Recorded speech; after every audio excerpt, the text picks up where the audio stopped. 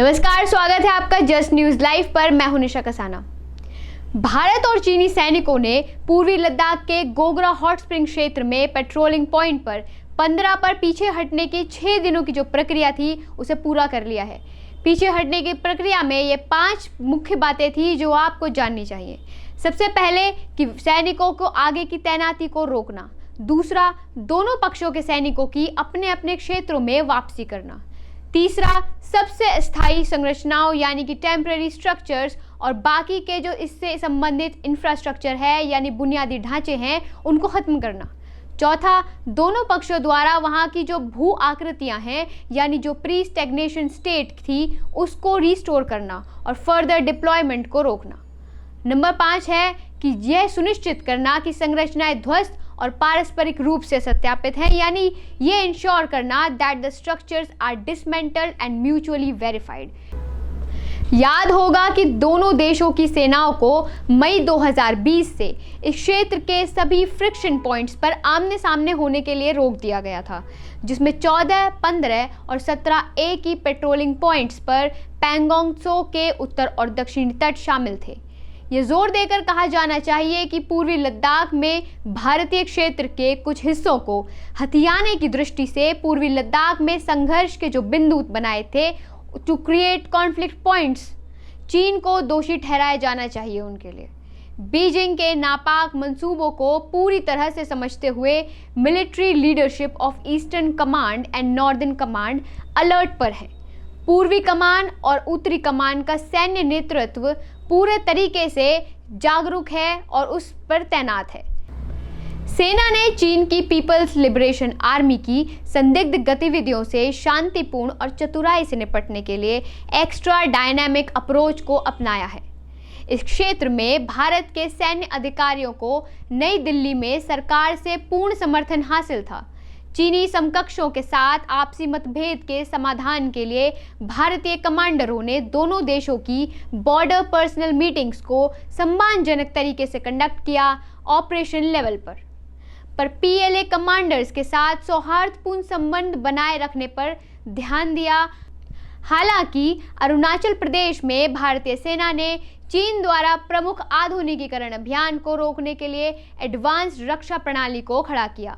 भारत ने यहाँ पर एक आक्रामक रुख अपनाया और इस एग्रेसिव स्टैंड से उम्मीद की है कि चाइनीज लीडरशिप को ये एहसास ज़रूर होगा कि ये अब 1962 वाला भारत नहीं है जिससे चाइना अब निपट रहा है।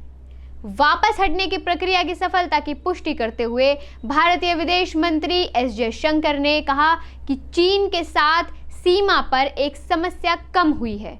पीछे मुड़कर देखेंगे तो 1948 के बाद हमारे सैन्य अभियानों में कुछ बड़ी और छोटी विफलताएं देखी गई हैं, जो कि मुख्य रूप से हमारी रक्षा प्रणाली में कमी के ही कारण थी।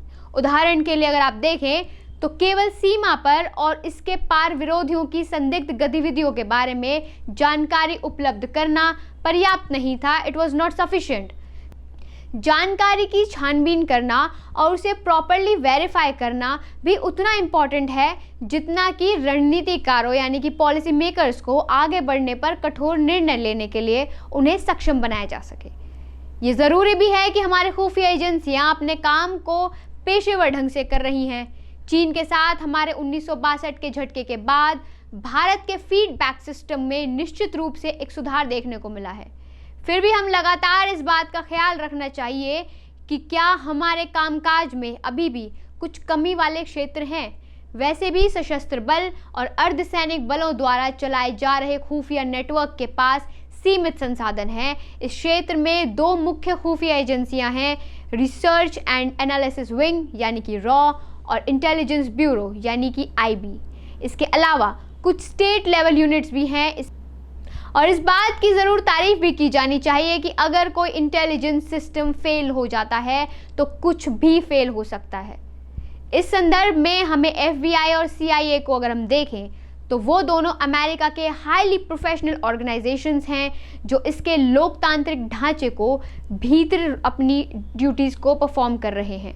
और अगर आप हमारे यहाँ देखेंगे तो हमारे खुफिया संगठनों को बिना किसी राजनीतिक हस्तक्षेप के प्रोफेशनल बेसिस पर अपने संचालन की योजना बनाने, उसे व्यवस्थित करने और मॉडर्न बनाने की पूरी छूट दी जानी चाहिए।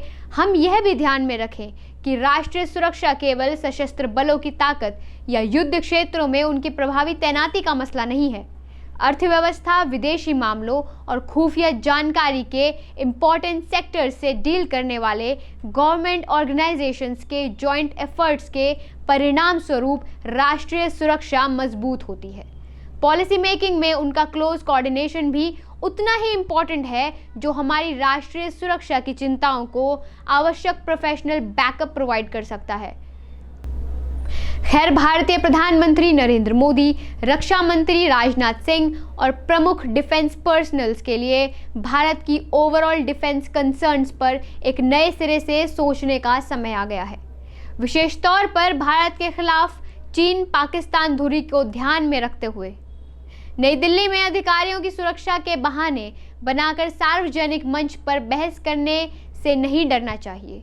राष्ट्रीय सुरक्षा उतनी ही लोगों की चिंता का विषय है जितना सरकार की वीवीआईपी लोगों का। भारतीय और चीनी सैनिकों ने पूर्वी लद्दाख के गोगरा हॉट स्प्रिंग क्षेत्र में पेट्रोलिंग पॉइंट 15 पर पीछे हटने की 6 दिनों की प्रक्रिया को जो पूरा कर लिया था, आज ये खबर उसके बारे में थी। फिलहाल इस खबर में इतना ही। आप बने रहिए जस्ट न्यूज़ लाइव के साथ। ऐसी ही तमाम वीडियोस के लिए हमारे चैनल को सब्सक्राइब करें। वीडियो पसंद आई है तो इसे ज़रूर लाइक करें और शेयर करें। इसी के साथ अपना ख्याल रखें। नमस्कार।